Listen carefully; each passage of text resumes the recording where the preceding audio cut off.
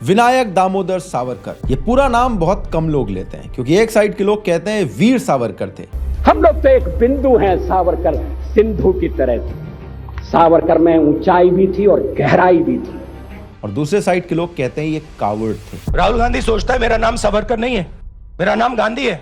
गांधी किसी से माफी नहीं मांगता। एक साइड के लोग इन्हें महान फ्रीडम फाइटर बताते हैं और दूसरे साइड इन पर ब्रिटिश स्टूज होने का आरोप लगाते हैं। पार्टीज की तरह मीडिया भी डिवाइडेड दिखता है। लेफ्ट विंग वाले कहते हैं कि सावरकर ने मर्सी पिटीशन साइन करी, वो हिंदुत्व की फिलॉसफी को मानते थे, उनका कनेक्शन तो गांधी जी के असैसिनेशन से आता है। लेकिन राइट विंग के लोग कहते हैं कि भैया तो रिफॉर्मिस्ट थे, ये इन्हें एक सच्चा देशभक्त बताते हैं। 2003 में प्रेसिडेंट ने सावरकर का पोर्ट्रेट जब पार्लियामेंट के सेंट्रल हॉल में लगाया तो कांग्रेस वालों ने इसे बॉयकॉट कर दिया। अगर इन कांग्रेस के लीडर्स ने अपनी ही पार्टी का इतिहास पढ़ लिया होता तो शायद ये ऐसा नहीं करते, क्योंकि 1980s में खुद इंदिरा गांधी गवर्नमेंट ने सावरकर को ट्रिब्यूट देने के लिए उनके नाम का पोस्टेज स्टैंप इशू किया था और उनके मेमोरियल के लिए पर्सनली इंदिरा गांधी जी ने 11,000 रुपए का प्राइवेट डोनेशन दिया था। इनफैक्ट उनकी मिनिस्ट्री ने सावरकर पर एक डॉक्यूमेंट्री तक प्रोड्यूस करी थी।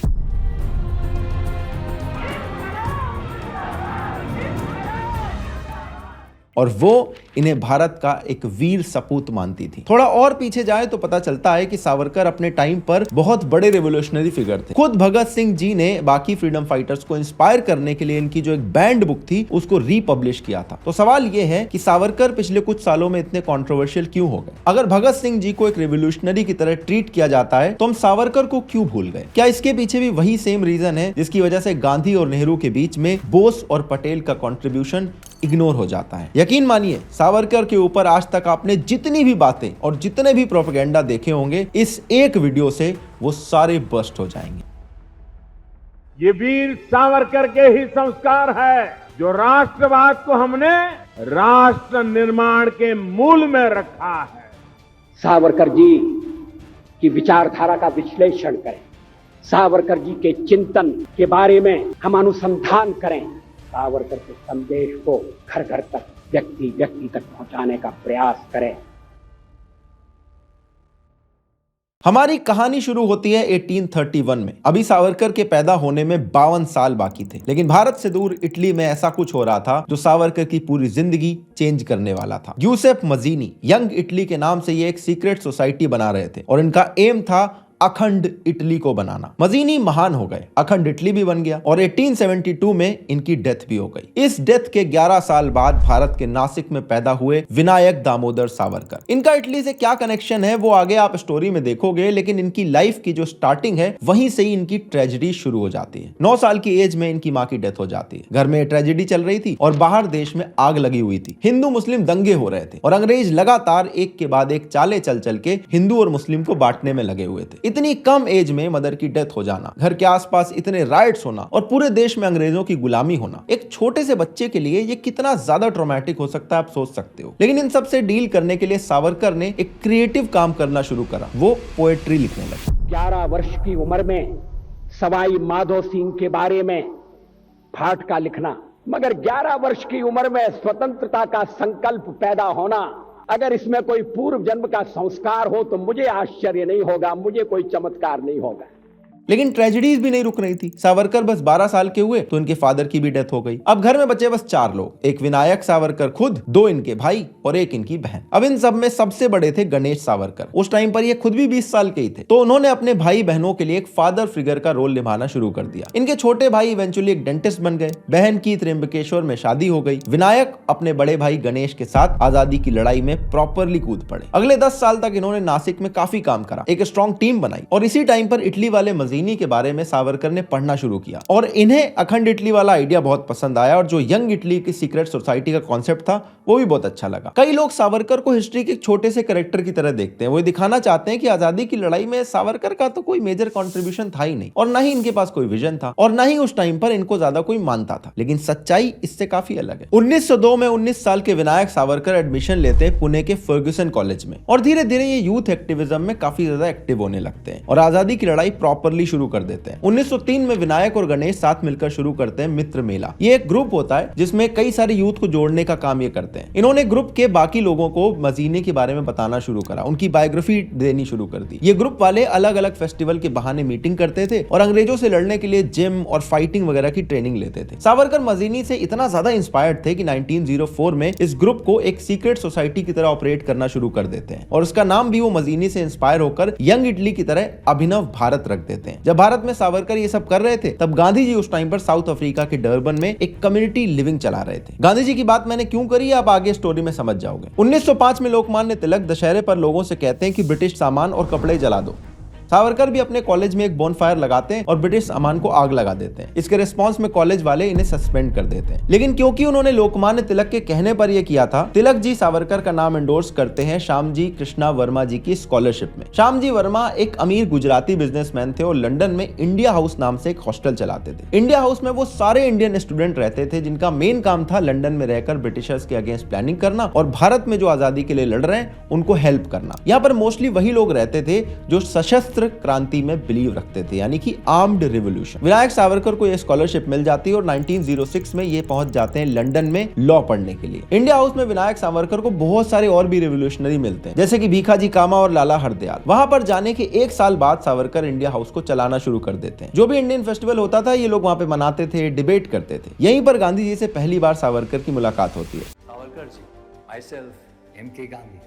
सावरकर उस टाइम पर कहते हैं प्रॉन्स बना रहे थे, तो उन्होंने गांधी जी को भी ऑफर कर दिए। गांधी जी ने लेने से मना कर दिया, तो सावरकर बोले कि भैया बिना एनिमल प्रोटीन के अंग्रेजों से आप कैसे लड़ोगे। सावरकर ने यहाँ पर गांधी जी के साथ डिबेट भी करी कि आप राम राज्य की बात करते हो, उसे लाने के लिए भी तो राम जी को रावण का वध करना पड़ा था। राम राज्य त्याग और उपवास से मिला था।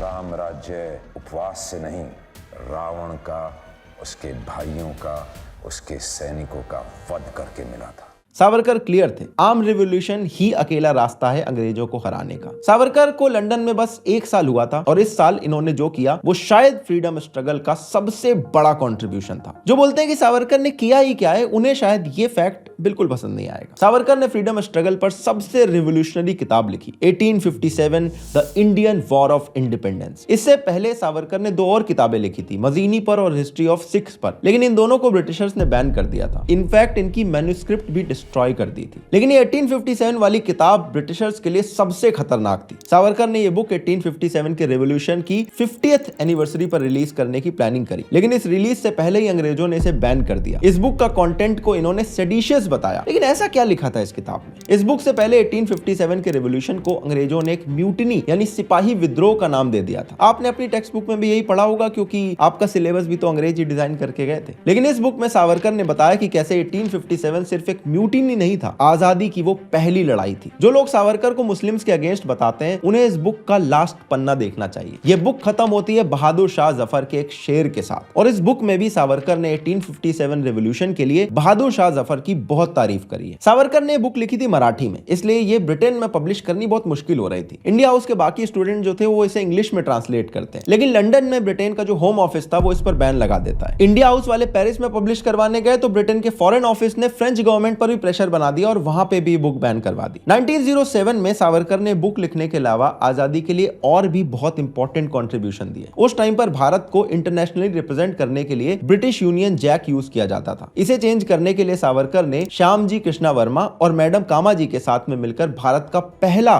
फ्लैग डिजाइन करा। और जब जर्मनी में इंटरनेशनल सोशलिस्ट कॉन्फ्रेंस हुई, वहां पर भारत के लिए यूनियन जैक जैसे ही होस्ट होने जा रहा था, मैडम कामा अपने बैग से फ्लैग निकालती हैं और कहती हैं कि यहां पर अब इसे होस्ट किया जाएगा। ये पहली बार था जब भारत का फ्लैग कहीं पे होस्ट किया गया, और आज का जो हमारा तिरंगा है वो भी इसी का एक वेरिएशन बन के निकलता है। 1907 में ब्रिटेन के अंदर सावरकर फ्लैग बना रहे थे और बुक लिख रहे थे, और इधर भारत में इसी साल एक रिवोल्यूशनरी पैदा हुए। इनका नाम था सरदार भगत सिंह। ये मैं आपको क्यों बता रहा हूं, ये भी आपको स्टोरी में आगे समझ में आ जाएगा। वापस आते हैं सावरकर जी की बुक के ऊपर। 2 साल तक ये बुक पब्लिकली रिलीज नहीं हो पाई, लेकिन चोरी छिपे जो रिवोल्यूशनरी थे वो इसको पढ़ रहे थे और इसका असर भी हो रहा था। 1909 में अभिनव भारत सोसाइटी के एक मेंबर मदन लाल धींगरा ने ब्रिटिश ऑफिसर कर्जन वेली को असैसिनेट कर दिया। ब्रिटिशर्स ने इन्हें तो फांसी पे चढ़ा दिया, लेकिन इन्हें यह भी पता चल गया कि सावरकर जी अब अपनी बुक को भारत में रिलीज करने की प्लानिंग कर रहे हैं, और ब्रिटिशर्स डर भी गए थे कि इस बुक का उसका जो असर है वो बाकी लोगों पर होगा और ब्रिटिशर्स के अगेंस्ट जो वायलेंस है वो बढ़ सकती है। 1909 में बॉम्बे में एक सीआईडी डायरेक्टर था H.A. स्टुअर्ट। इसको पता चला कि ये बुक इंग्लैंड से एक शिप में रख के आ रही है। इस शिप में इस बुक के मराठी वर्जन जो कि जर्मनी में पब्लिश हुआ था और इंग्लिश वर्जन जो कि ब्रिटेन में पब्लिश हुआ था, ये दो वर्जन आ रहे थे। उस टाइम पर viceroy of India Lord Minto था। इसने सी कस्टम्स एक्ट और इंडिया पोस्ट एक्ट लगा के इस शिप से इस बुक को सीज करने का ऑर्डर दे दिया, लेकिन ब्रिटिशर्स इस काम में फेल हो गए और जो रिवोल्यूशनरी थे वो भारत में इस बुक को स्मगल करके ले आए। बाद में नीदरलैंड में इसकी और भी कॉपीज प्रिंट हुई और ये उस टाइम पर चार्ल्स डिकेन की एक नॉवेल आती थी पिकविक पेपर्स, उसका कवर लगा के इस बुक को भारत में लाना शुरू कर देते हैं। अब क्योंकि मिंटो इस बुक को सीज करने की कोशिश कर रहा था, इसलिए उस पर रिवोल्यूशनरीज ने बॉम्ब से अटैक कर दिया और इसके लिए ब्रिटिशर्स ने सावरकर के बड़े भाई गणेश सावरकर को अरेस्ट किया और सीधा इन्हें काला पानी की सजा देकर अंडमान भेज दिया। ये देखकर जो अभिनव भारत सोसाइटी के बाकी मेंबर्स थे वो काफी नाराज हो गए। इनमें से एक मेंबर थे अनंत कनहेरे और इन्होंने नासिक के डीएम AMT जैक्सन को गोली मार दी। Anand Kanhare, shot dead the representative of the British Raj. Police वालों ने जब इस पर इन्वेस्टिगेट करना शुरू करा तो उनके हाथ पैर फूल गए। उन्हें अनंत के पास सावरकर के लेटर मिले जिससे पता चला कि सावरकर ने भारत में सिर्फ अपनी बुक नहीं बल्कि 20 पिस्टल्स भी स्मगल करके भेजी थी और उन लेटर्स के थ्रू वो यहाँ पर बॉम्ब बनाने की टेक्निक भी भेजते थे और ये भी लिखा था कि आर्म रिवोल्यूशन के थ्रू ही अंग्रेजों को हराया जा सकता है। इसके बाद सावरकर अंग्रेजों के लिए एनिमी नंबर 1 बन चुके थे। इनके खिलाफ अंग्रेज नॉन अवेलेबल वारंट निकाल देते हैं और इन्हें भारत लाने की पूरी कोशिश शुरू हो जाती है। सावरकर को भी पता था कि ब्रिटिश अब इन्हें कभी भी अरेस्ट कर सकते हैं, तो वो सीधे पेरिस चले जाते हैं और मैडम कामा के घर में अंडरग्राउंड हो जाते हैं। लेकिन जब उनके पास ये न्यूज पहुंचती है कि उनके भाई गणेश को अरेस्ट कर लिया गया है तो वापस लंदन आते हैं और इवेंचुअली मार्च 1910 में पुलिस उन्हें वहां पे अरेस्ट कर लेती है। अंग्रेज सावरकर को भारत वापस लाने के लिए लंदन से मोरिया नाम की एक ब्रिटिश मर्चेंट शिप में बिठाकर लेके आ रहे थे, लेकिन ये शिप बीच में फ्रांस के मैसेलिस पोर्ट पर रुकता है और यहां पर सावरकर सीधे ओशन में छलांग लगा देते हैं।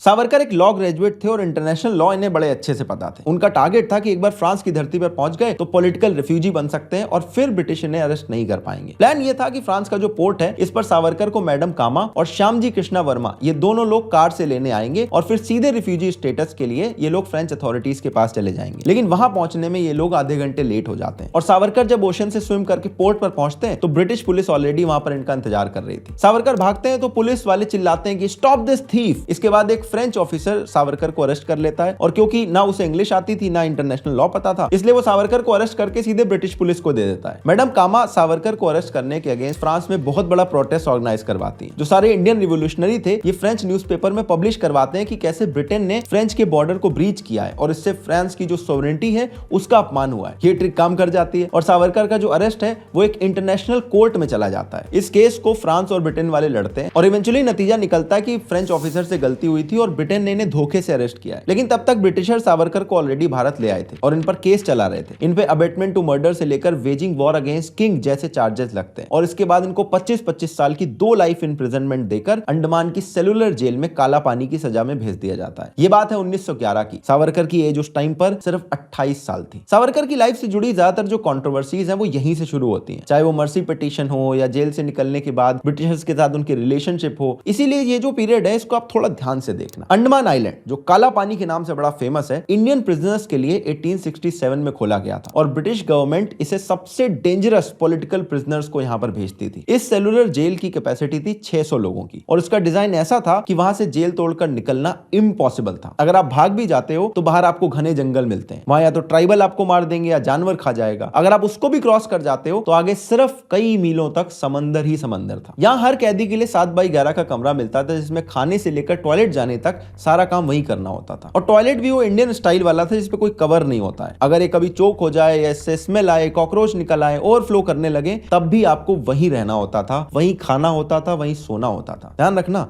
कमरे का साइज सिर्फ 7x11 फीट था। इसके अलावा अंग्रेजों ने कोल्हू में से बैल को हटाकर इंसानों को लगा दिया था। ये भूखे प्यासे कैदियों से तेल निकलवाते थे और साथ साथ उन पर टॉर्चर भी करते थे। कभी अंडमान के बैरी जेलर के बारे में सर्च करना, ऐसे ऐसे टॉर्चर के किस्से मिलेंगे, रूह कांप जाएगी। जाने कितने प्रिजनर्स ने वहां पर सुसाइड कर लिया, कुछ टॉर्चर्स की वजह से मर गए, कईयों को भूख प्यास ने मार दिया। तो आप इमेजिन कर सकते हो कि यहाँ पर क्या हाल रहा होगा। फ्रीडम फाइटर बरिंदर कुमार घोष जिन्होंने यहाँ पर 10 साल बिताए, उनके हिसाब से यहाँ पर रहना रोज जिंदगी और मौत के बीच में झूलने जैसा ऐसा था और 28 साल के सावरकर को यहाँ पर 50 साल बिताने थे। किसी भी जेल में सबसे बड़ी सजा होती है सॉलिटरी कन्फाइनमेंट की। ये सबसे खतरनाक मेंटल टॉर्चर होता है। सावरकर जैसे ही यहाँ पर पहुंचते हैं, इनको 6 महीने के लिए अंग्रेजों ने सॉलिटरी कन्फाइनमेंट में रख दिया। इसका मतलब था 6 महीने तक सावरकर की पूरी दुनिया थी वो 7/11 की सेल।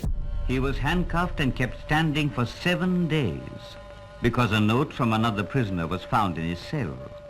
सावरकर ने पोएट्री यहाँ पे भी कंटिन्यू रखी। इनको अंग्रेज पेन नहीं देते थे, पेपर नहीं देते थे, तो उन्होंने दीवारों पर नाखूनों से और पत्थरों से खुरचना शुरू कर दिया और ऐसे इन्होंने 6000 से ज्यादा पोएम लिखी। अंग्रेज बार बार आके दीवार पेंट कर देते थे, तो सावरकर ने सारी पोएम याद भी कर ली और जब जेल से निकले तो इन्हें एक्सटेंसिवली पब्लिश भी किया गया। क्योंकि ये मराठी में, इसलिए ज्यादातर महाराष्ट्र से बाहर ये जा नहीं पाई, लेकिन अगर आप मराठी बोलते हो, महाराष्ट्र में रहते हो, तो आपने पोएम जरूर पढ़ी होंगी। तो इसीलिए आगे जब मैं मर्सी पिटीशन की बात करूंगा, ये सारी कंडीशन ध्यान में रखना कि वो जेल कैसा था और वहां की जिंदगी कैसी थी। अब कुछ लोग बोलते हैं कि जेल तो गांधी नेहरू भी गए थे, फिर सावरकर ने ऐसा क्या ही बड़ा काम कर दिया। सही बात है, जेल गांधी और नेहरू भी गए थे, लेकिन वो कभी काला पानी नहीं गए। उनको कभी ग्रुप डी यानी कि सबसे डेंजरस कैटेगरी के प्रिजनर बोल के अरेस्ट नहीं किया गया। इनफैक्ट अगर आपको कंपैरिजन करना है तो आप गांधी जी की आगा खां प्लेस वाली सेल देख लो, फिर नेहरू जी की अहमदनगर फोर्ट वाली सेल देख लो, और फिर देखो सावरकर की सेल जो कि अंडमान जेल के अंदर थी। कर लो कंपैरिजन खूब अच्छे से। अब बात करते हैं मर्सी पिटीशन की। सावरकर ने जेल में रहकर टोटल 5 बार मर्सी पिटीशन लिखी है। कुछ पिटीशन के जो टेक्स्ट है वो ऑनलाइन भी आपको मिल जाएंगे। सबसे ज्यादा बवाल होता है इन पिटीशन के अंदर जो वर्ड सावरकर ने यूज करें। इन्होंने कैसे लिख दिया कि अगर मेरी पिटीशन एक्सेप्ट हो गई तो मैं पहली की तरह ब्रिटिश गवर्नमेंट के अगेंस्ट काम नहीं करूंगा, या फिर लोग कहते हैं लास्ट लाइन में योर ओबीडिएंट सर्वेंट कैसे लिख दिया। सावरकर एक ट्रेन्ड लॉयर थे और किसी भी पिटीशन का एक प्रॉपर फॉर्मेट होता है। अरे भैया, स्कूल में छुट्टी लेने जाते हो,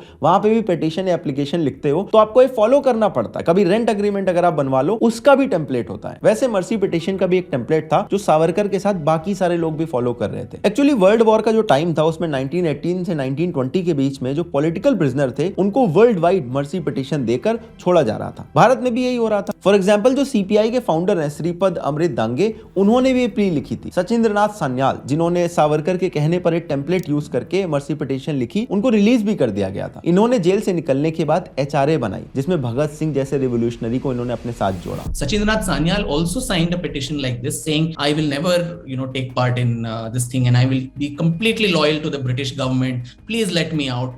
And 1 year later, he goes and forms the HRA and then orchestrates the Kakori case. Savarkar जब जेल गए थे तो वो 28 साल के थे और काफी एक्टिवली फ्रीडम के लिए काम कर रहे थे, लेकिन इनका जो टोटल जेल टर्म था वो 50 साल का था। इन्हें भी पता था कि जेल से बाहर ये ज्यादा यूजफुल साबित होंगे, इसीलिए जब गणेश और विनायक सावरकर जेल में गए तो इनके जो तीसरे भाई थे नरेंद्र नाथ सावरकर, वो बाहर से इनके लिए काम कर रहे थे। इसी टाइम पर गांधी जी अफ्रीका से 1915 में वापस आते हैं और 1920 में नरेंद्र नाथ जी के कहने पर गांधी जी खुद सावरकर की पिटीशन को एंडोर्स करते हैं। Gandhi himself writes a petition on behalf of the Savarkar brothers and says these were brave men, they fought in the revolution and they faced this punishment, now they want to join the mainstream and so why don't you allow them. और अगर आपको petition के content को discuss करना है तो फिर ये वाले पार्ट क्यों स्किप कर देते हो। 1918 की पिटीशन में सावरकर ने लिखा है कि अगर मेरा नाम डिलीट करने से आप बाकी पॉलिटिकल प्रिजनर को रिलीज कर देते हो तो इसमें मुझे बहुत खुशी होगी। Where he says if my name constitutes an obstacle in the release of all the other political prisoners, then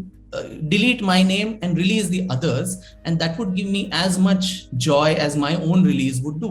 अगर आपको कंटेंट ही डिस्कस करना है तो वो वाले पार्ट भी पढ़ लो जिसमें वो आर्ग्यू करते हैं कि कैसे अंग्रेजों को उनको रिलीज ना करना काफी हिपोक्रिटिकल है, क्योंकि अंग्रेजों के हिसाब से सावरकर देश के लिए खतरा थे। सावरकर लिखते हैं कि अगर देश के लिए मैं खतरा हूं तो इसी देश में पंजाब से मद्रास तक के जो हिंदू और मुसलमान हैं वो सब डिमांड कर रहे हैं कि मुझे छोड़ दिया जाए। इसी पिटीशन में वो पॉइंट बाय पॉइंट प्रूफ करते हैं कि कैसे उनको ना रिलीज करने के पीछे अंग्रेजों का सारा रीजन इलॉजिकल, अनएथिकल और इमोरल है। इवेंचुअली सावरकर को अंडमान की जेल में 13 साल रहना पड़ता है और फाइनली 1924 में उन्हें अंडमान की जेल से निकालकर रत्नागिरी भेज दिया जाता है और यहाँ पर भी वो 13 साल तक पहले जेल में और फिर हाउस अरेस्ट में रहते हैं। कुछ लोग ये आरोप लगाते हैं कि सावरकर ब्रिटिश के इशारों पे काम कर रहे थे। अगर ऐसा सच में होता तो ब्रिटिशर्स सावरकर की सरकार बनाकर उन्हें प्राइम मिनिस्टर बनाना प्रेफर करते या फिर 26 साल तक अरेस्ट में रखते और सबसे डेंजरस लेवल के क्रिमिनल कैटेगरी में डालते। The government records which I state in the book as well keep saying that his conduct is something that we don't trust.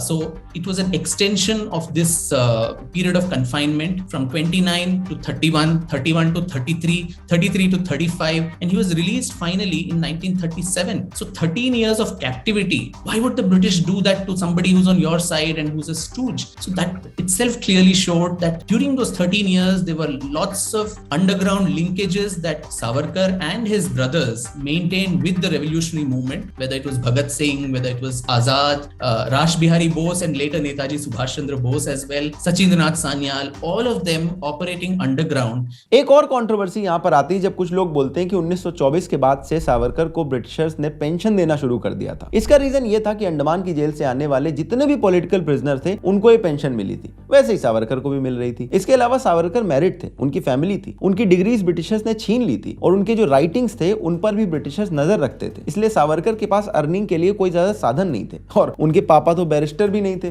जो वो लग्जूरियस लाइफ अफोर्ड कर सकते। अक्सर सावरकर की मर्सी पिटीशन की जब बात चलती है तो लोग ये कहते हैं कि भगत सिंह तो हंसते हंसते फांसी पर झूल गए, लेकिन सावरकर ने माफी मांग ली। देखो दोनों कितने अलग हैं। इसीलिए मैंने याद है बोला था कि भगत सिंह 1907 में पैदा हुए थे। जब 1924 आया और सावरकर की पिटीशन एक्सेप्ट हुई, उसी साल पंजाब में बनी HSRA जिसके मेंबर थे भगत सिंह। इस ऑर्गेनाइजेशन के सारे मेंबर्स को सावरकर की 1857 वाली बुक दी जाती थी पढ़ने के लिए। ये ऑलमोस्ट एक मैंडेटरी एंट्री क्राइटेरिया बन चुकी थी। इनफैक्ट इस बुक का जो सेकंड एडिशन था वो खुद 1928 में भगत सिंह जी ने रीपब्लिश करवाया था, जबकि अंग्रेजों ने इस बुक को बैन कर दिया था। इस सेम बुक का जो थर्ड एडिशन आया वो सुभाष चंद्र बोस जी ने रिपब्लिश करवाया। जब 1947 में INA इन्होंने बनाई तो उसके हर एक सोल्जर को बाकी चीजों के साथ वो एक किताब की कॉपी भी देते थे। इसके अलावा भगत सिंह ने काफी आर्टिकल में ओपनली सावरकर की तारीफ भी करी है। भगत सिंह की डायरी में सावरकर की बुक हिंदू नेशनलिज्म के कई सारे कोट भी मिलते हैं, लेकिन जिन्हें अपना प्रोपेगेंडा चलाना है वो ये बातें थोड़ी आपको बताएंगे। खुद सोच के देखो कि अगर अंडमान से आने के बाद सावरकर ब्रिटिशर्स के इशारे पे काम कर रहे होते तो इसके बाद भी बोस और भगत सिंह इनकी बुक को रिपब्लिश क्यों करवाते और क्यों इन्हें पब्लिकली प्रेज करते। सावरकर जब अंडमान से रत्नागिरी आते हैं तब देश में हालत काफी बदल चुकी थी। पिछले 4-5 सालों से देश में खिलाफत आंदोलन जोर पकड़ रहा था। ये बेसिकली एक बार्गेन था जो गांधी जी ने मुस्लिम लीडर्स के साथ में किया था। इसकी शुरुआत होती 1919 में। ब्रिटिशर्स जो थे वो टर्की में ऑटोमन एम्पायर के अगेंस्ट थे और जो टर्की में कैलिफेट था वो खत्म हो रहा था। इंडियन मुस्लिम लीडर्स इसी बात को लेकर ब्रिटिशर्स के अगेंस्ट हो रहे थे, लेकिन मुस्लिम लीडर्स ने नॉन कोऑपरेशन मूवमेंट में ब्रिटिशर्स को अपोज नहीं किया था। ये देख के गांधी जी ने बार्गेन किया कि अगर ये मुस्लिम लीडर्स ब्रिटिशर्स के अगेंस्ट नॉन कोऑपरेशन मूवमेंट को ज्वाइन करते हैं तो गांधी जी भी टर्की में कैलिफेट को सपोर्ट करेंगे और 1 साल के अंदर प्रॉमिस कर दिया इन्होंने कि टर्की में कैलिफेट और भारत में स्वराज्य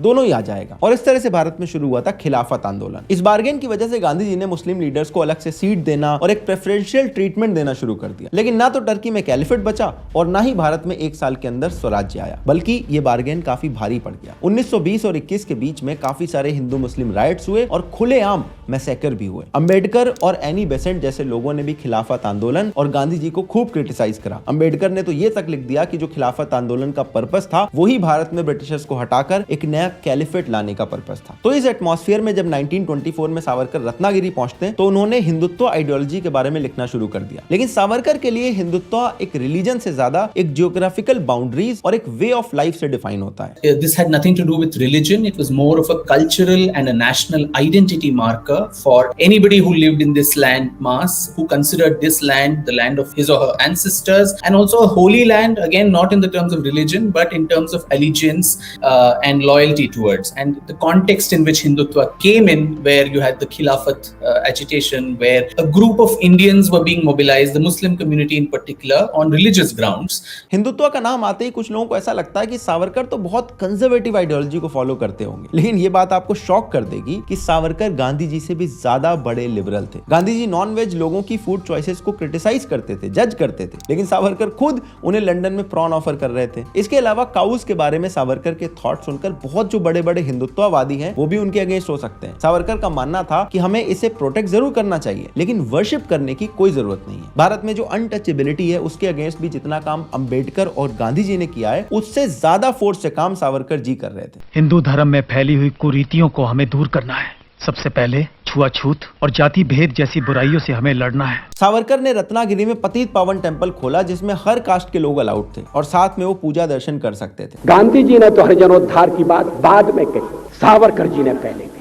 1927 में रत्नागिरी में सावरकर और गांधी एक बार फिर से मिलते हैं। जब सावरकर की तबीयत खराब थी तो गांधी उन्हें देखने गए थे। यहाँ पर फिर से उनकी गांधी जी के साथ एक बहुत बड़ी डिबेट होती है कास्ट सिस्टम के ऊपर। आप जिन्हें हरिजन कह रहे हैं वे शोषित हैं, पीड़ित हैं। मेरे विचार में जिस जाति व्यवस्था कास्ट सिस्टम ने उन्हें इस दशा में लाया है उसे समाप्त कर देना चाहिए। नहीं नहीं, ऐसा करने से तो उलझने बढ़ेंगी। कास्ट सिस्टम में मेरा पूरा विश्वास है, वो हिंदू धर्म से अलग नहीं है। 4 वर्णों में विभाजित ये व्यवस्था हिंदू धर्म का आधार है, वो नेचुरल है और जरूरी भी। छुआछूत इसके कारण पैदा नहीं हुई, वो तो हिंदू धर्म के माथे का कलंक है, उसका अंग नहीं। अगर वो हिंदू धर्म का अंग नहीं तो कलंक कैसे बन गई? छुआछूत को समाप्त करने का एक ही रास्ता है, कास्ट सिस्टम को मिटा दिया जाए। कास्ट सिस्टम में महान शक्ति छिपी हुई है, इसके कारण हिंदू धर्म बिखरने से बच गया है। बच नहीं गया है महात्मा जी, कास्ट सिस्टम के कारण हमारा धर्म, हमारा समाज समाप्त होने के निकट पहुंच गया है। जिन्हें आप निम्न जाति का कहते हैं उन लोगों को अपने महान धर्म से अलग होने से बचाना है और जो अलग हो चुके हैं उन्हें वापस लाना है। सावरकर वैसे तो रिचुअलिस्टिक ब्राह्मण नहीं थे, लेकिन फिर भी उन्होंने दलित्स के लिए एक सेरेमनी ऑर्गेनाइज करी और खुद कर्मकांडी ब्राह्मण बनकर उन दलितों को जनेऊ भी पहनाए। इन्हें छूने से इनका उद्धार नहीं होगा, उद्धार तो आप लोगों का होगा। इन्हें गले लगाकर आप अपने पापों से मुक्त होंगे। विनायक सावरकर के बड़े भाई गणेश सावरकर ने 4 और लोगों के साथ मिलकर 1925 में आरएसएस शुरू करी थी। इनकी जो पहली शाखा थी इनके छोटे भाई की क्लिनिक में ही होती थी। आरएसएस के फाउंडिंग फादर गोलवलकर की जो बड़ी बड़ी दाढ़ी रखना सावरकर को बिल्कुल पसंद नहीं था। उनका मानना था कि भारत की ग्रेटनेस हमारे पास्ट में है और उसको क्लेम करने के लिए आपको बाबा जैसा दिखना बिल्कुल जरूरी नहीं है। सावरकर ने तो यह भी कह दिया था कि आरएसएस वॉलंटियर्स ने आरएसएस का मेंबर बनने के अलावा लाइफ में कुछ अचीव नहीं करा। ये था सावरकर का हिंदुत्व। सोचने वाली बात है कि ऐसे थॉट रखने वाले को आप कंजर्वेटिव और बैकवर्ड बोलोगे या फिर फॉरवर्ड थिंकिंग और लिबरल बोलोगे। 1937 में फाइनली सावरकर को रत्नागिरी से बाहर जाने की परमिशन मिली और इस टाइम तक मुस्लिम लीग अपने लिए अलग सीट और कॉन्स्टिट्यूएंसीज पर कांग्रेस को कन्विंस कर चुकी थी। सावरकर ने इस कॉन्टेक्स्ट में स्पीच दी जिसे लोगों ने 2 नेशन थ्योरी से जोड़कर देखा। शशि थरूर ने तो यह भी क्लेम कर दिया था कि सावरकर ने ही सबसे पहले 1937 में 2 नेशन थ्योरी दी थी और इसके 3 साल बाद मुस्लिम लीग ने भी इसकी बात शुरू कर दी थी। लेकिन यह भी एक तरह की फेक न्यूज है जो कि सोशल मीडिया पर काफी वायरल होती है। सबसे पहले 2 नेशन थ्योरी दी थी सर सैयद अहमद खान ने, जो कि अलीगढ़ मुस्लिम यूनिवर्सिटी के फाउंडर थे। लेकिन व्हाट्सएप यूनिवर्सिटी के जो ग्रेजुएट्स हैं उन्हें ये वाला फैक्ट नहीं पता कि सर सैयद अहमद खान ने 2 नेशन थ्योरी का कॉन्सेप्ट 1887 में प्रपोज किया था। तब सावरकर सिर्फ 4 साल के थे। इनफैक्ट जिन्ना,